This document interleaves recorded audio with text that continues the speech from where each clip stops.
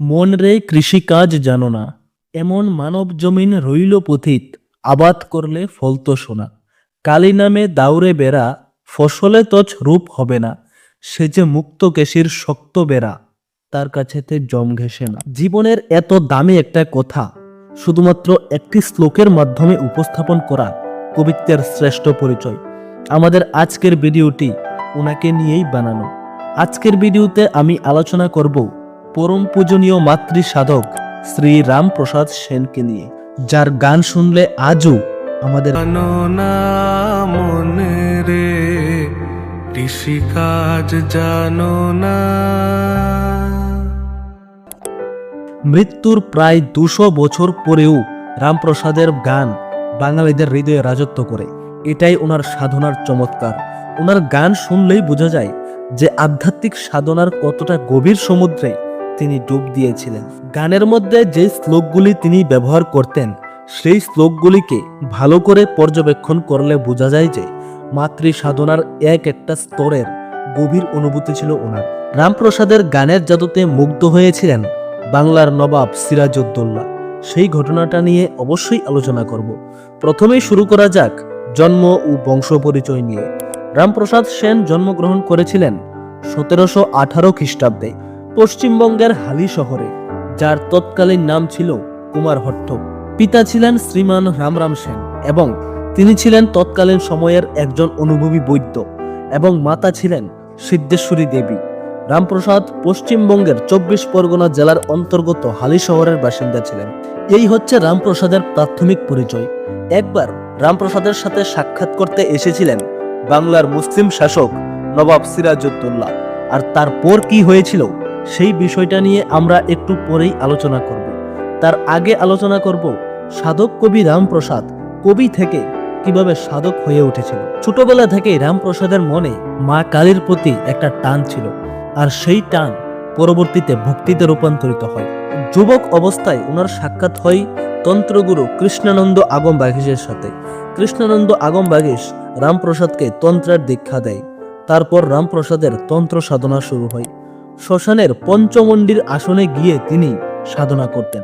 সাধনা করার সময় তিনি যেই অভিজ্ঞতাগুলো সাক্ষী হয়েছিলেন, সেই অভিজ্ঞতাগুলোকেই উত্তম শব্দের মাধ্যমে গান লিখতেন। আজ আমরা যেই রামপ্রসাদের গানগুলি শুনে এতটা মুগ্ধ হচ্ছি, সেই গানগুলি আসলে রামপ্রসাদের সাধনার এক একটা গভীর অনুভূতি। রামপ্রসাদ প্রমাণ করে দিয়েছেন যে সংসারে থেকেও মায়ের সাধনা করা যায়। তিনি মূলত সাধনা করতেন সংসারে থেকেই, এবং ওনার স্ত্রী ছিলেন দেবী সর্বাণী। ওনার সাধনার সঙ্গিনী ছিলেন তিনি। শ্মশানে অনেক দিন সাধনা করার পর সিদ্ধিলাভ করেন রামপ্রসাদ। ওনার আধ্যাত্মিক পথপ্রদর্শক ছিলেন কৃষ্ণানন্দ আগম বাগীশ। যদি আপনারা কৃষ্ণানন্দ আগম বাগীশের সম্পূর্ণ জীবনী নিয়ে জানতে চান, তাহলে অবশ্যই কমেন্ট করবেন।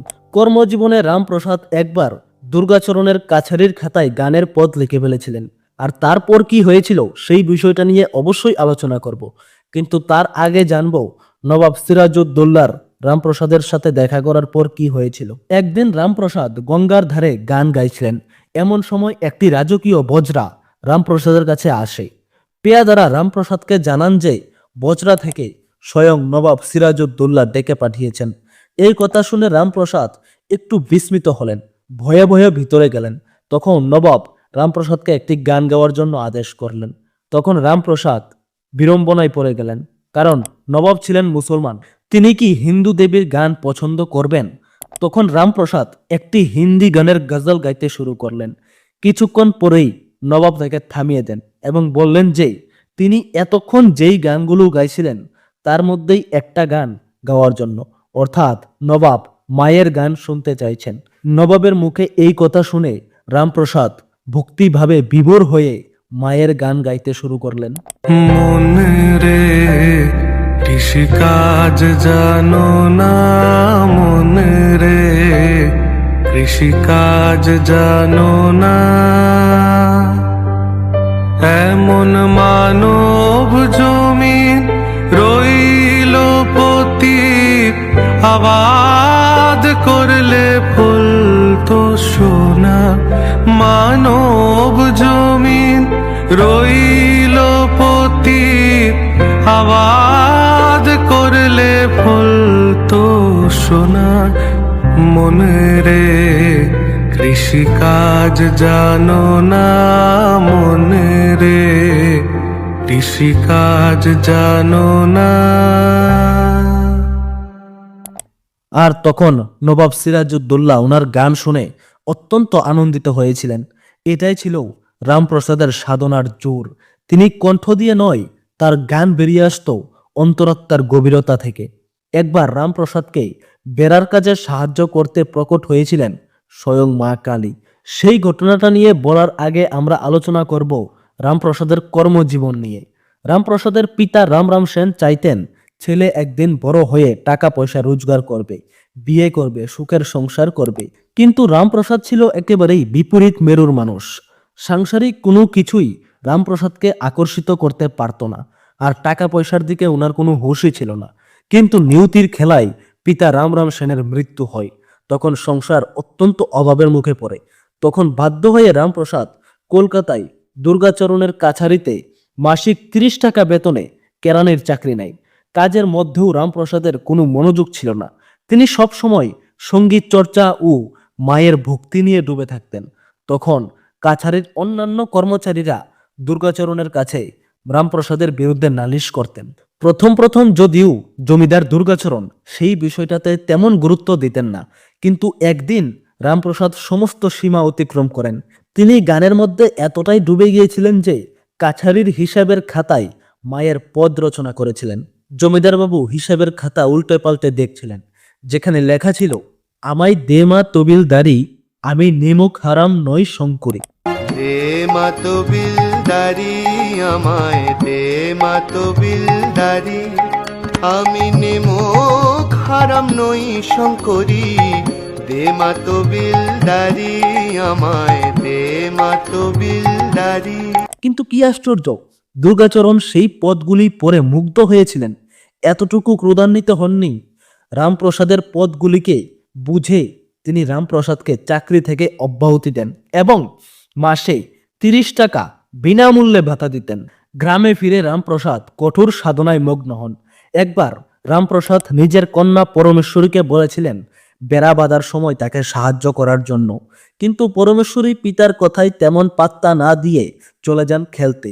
কিন্তু রামপ্রসাদ যখন বেড়া বাঁধার জন্য গেলেন, তখন স্বয়ং মা কালী সেই পরমেশ্বরীর রূপ ধারণ করে রামপ্রসাদকে বেড়া বাঁধতে সাহায্য করলেন। কিন্তু ঝটকা লাগলো তখন যখন রামপ্রসাদের কন্যা পরমেশ্বরী খেলা থেকে ফিরে আসলেন। নিজের কন্যাকে যথারীতি উপস্থিত হতে দেখে রামপ্রসাদের আর কোনো কিছুই বুঝতে বাকি রইল না যে এখানে কি ঘটেছিল। আর ওই মুহূর্তেই রামপ্রসাদ সেই ঐতিহাসিক ঘটনাটি লিখেছিলেন, যে নয়ন থাকতে দেখলি না মন, কেমন তোমার কপাল পুরা, মা ভক্তের ছলেতে তনয়া রূপেতে বেঁধে গেলেন ঘরের বেড়া। নয়ন থাকতে দেখলে না মন, কেমন তোমার কপাল পোড়া। তৎকালীন সময়ে তান্ত্রিক কাপালিদের মা কালী বাঙালিদের কাছে তেমন প্রিয় ও জনপ্রিয় ছিলেন না। বাঙালিদের মতে তখনকার সময়ে কালী মাকে উপাসনা করতেন কেবল তান্ত্রিক ও কাপালিরা। বাঙালি সমাজ এবং মা কালীর মধ্যে যেই অদৃশ্য প্রাচীর ছিল, সেই প্রাচীরটাই ভেঙে গিয়েছিল রামপ্রসাদের কণ্ঠের জাদুতে। হালি শহরের নামকরা পণ্ডিত বলরাম তর্কভূষণ একদিন রামপ্রসাদকে দেখে বলেছিলেন যে, দেখ দেখ মাতাল বেটা যাচ্ছে দেখ। বলরাম তর্কভূষণের কথায় সেই দিন রামপ্রসাদ গানের মাধ্যমে জবাব দিয়েছিলেন, সুরাপান করিনি আমি, সুদা খাই জয় কালী বলে, মন মাতালে মাতাল করে, মদ মাতালে মাতাল বলে। রামপ্রসাদের গানকে সাধারণত রামপ্রসাদী গান বলা হয়।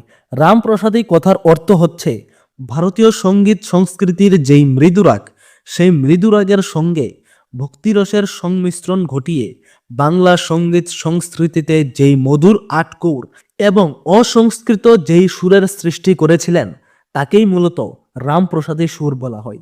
পরবর্তী 150 বছর পরেও বাংলার অনেক কবি এবং সঙ্গীত শিল্পীরা ওনার সেই সুরের নতুন করে হাজারো গান লিখেছিলেন। রাজকিশোর মুখোপাধ্যায়ের বিশেষ অনুরোধে রামপ্রসাদ রচনা করেছিলেন জীবনের প্রথম পুঁথি কালী কীর্তন। কালী কীর্তন শেষ করার পর তিনি রচনা করেছিলেন আরো দুটো ছোট ছোট পুঁথি, কৃষ্ণ কীর্তন এবং সীতার বিলাপ। রামপ্রসাদের খ্যাতি তখন দূর দূরান্তে ছড়িয়ে পড়েছে। একদিন গঙ্গার তীরে বসে গান গাইছিলেন আর সেখান দিয়ে যাতায়াত করছিলেন নবদ্বীপের রাজা মহারাজা কৃষ্ণচন্দ্র। নিজের সহচরদের মুহূর্তের মধ্যেই নৌকাকে দাঁড় করানোর আদেশ দেন। তখন স্থির চিত্তে মহারাজা কৃষ্ণচন্দ্র গান শুনেন। রামপ্রসাদের গান শুনে মহারাজা কৃষ্ণচন্দ্র এতটাই প্রসন্ন হলেন যে পরবর্তীতে রামপ্রসাদকে রাজসভায় উপস্থিত হওয়ার জন্য আদেশ দেন। রামপ্রসাদ উপস্থিত হলেন। মহারাজা কৃষ্ণচন্দ্র উনাকে রাজসভার সভাকবি হওয়ার অনুরোধ করেন, কিন্তু রামপ্রসাদ সেন মায়ের ভক্তির টানে বিনীতভাবে মহারাজের সেই অনুরোধ ফিরিয়ে দেন।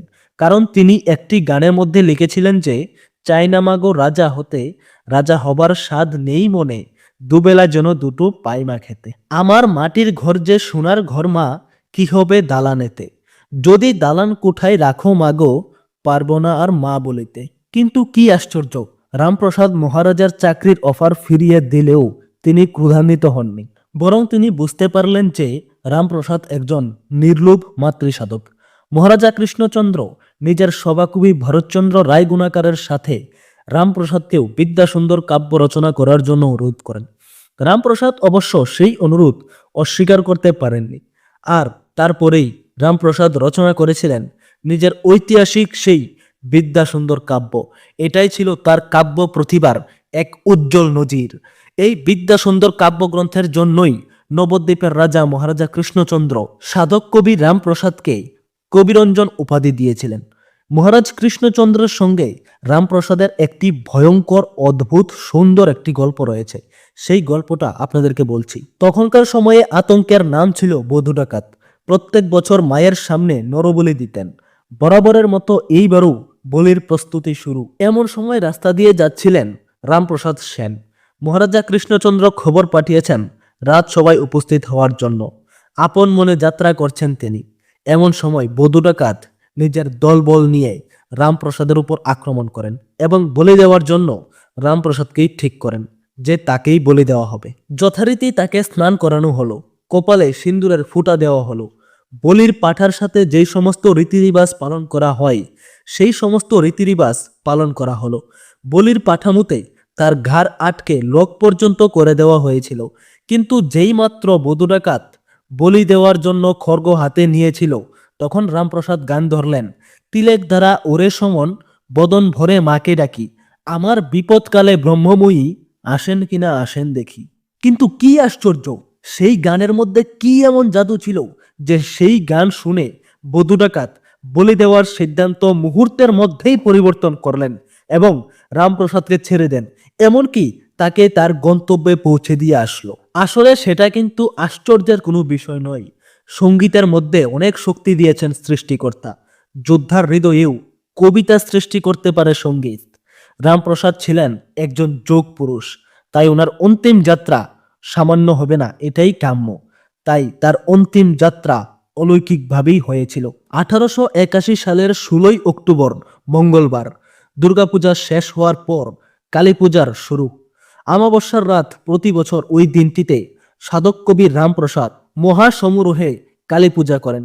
নিজের হাতে প্রতিমা বানান, সারা রাত ধরে তার পুজো হয়। পুজোর মধ্যেই আপন মনে মায়ের গান গাইতেন। গোটা হালি শহরের মানুষ অপেক্ষা করে থাকতো উনার হাতে কালী পূজা দেখবেন বলে। পুজোর পরের দিন বিসর্জন। বিসর্জনের দিন মাথায় ঘট নিয়ে রামপ্রসাদ গঙ্গার জলে এগোতে থাকেন আর একটার পর একটা মায়ের গান গাইতে লাগলেন। চতুর্থ গানের শেষ লাইনটি ছিল, প্রসাদ বলে মন দৃঢ়, দক্ষিণের জোর এত বড়, ওমা আমার দফা হলো রফা, দক্ষিণা হয়েছে। দক্ষিণা হয়েছে কথাটি বলার পর মুহূর্তেই সাধক কবি রামপ্রসাদের প্রাণবায়ু শরীরের থেকে বেরিয়ে যায় আর তিনি গঙ্গার জলেই দেহত্যাগ করেন। আজ এই কথাটা কোনোভাবেই অস্বীকার করা চায় না যে খালি শহরের মানুষ, এমনকি পুরো বাংলার মানুষ শুধুমাত্র এই ভেবে নিজেকে গর্বিত ভাবেন যে রামপ্রসাদের মতো একজন যোগ পুরুষ কোনো না কোনো সময়ে এই বাংলার মাটিতে জন্মগ্রহণ করেছেন। তিনি যখন এই বাংলার বাতাসের সাথে তাল মিলিয়ে গাইতেন, ডুব দেরে মন কালী বলে, রিধি রত্নাকরের অগাধ জলে, ওনার সাথে মাতাল হয়ে পড়তো পুরো বাংলা। উনি হয়তো আজ আমাদের মাঝে নেই, কিন্তু আমাদের জন্য দিয়ে গেছেন ওনার সেই কালজয়ী গানগুলো। মনে রে কৃষিকাজ জানো না, মনে রে যেই গানগুলো শুনলে আজও বাঙালিদের গায়ে কাঁটা দিয়ে ওঠে।